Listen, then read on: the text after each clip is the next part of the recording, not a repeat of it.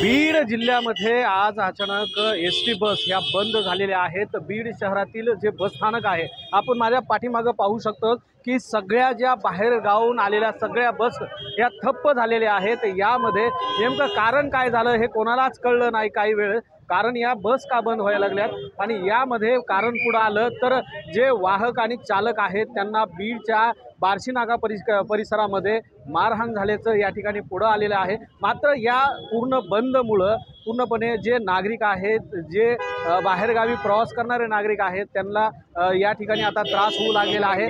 टायमिंगला या ठिकाणून जाण्यासाठी आता त्यांना संघर्ष करावा लागला आहे। यामध्ये आता हा संप कधी मागे घेतला जाणार हे देखील पाहणं गरजेचं आहे। आत्तापर्यंत पोलीस प्रशासन देखील या ठिकाणी दाखल झालेलं आहे। त्याचबरोबर जे एसटी कर्मचाऱ्यांचे जे मोठे अधिकारी आहेत ते देखील या ठिकाणी आलेले आहे। मात्र आता नेमकं हे प्रकरण कधी थांबणार हे देखील पाहणं गरजेचं आहे।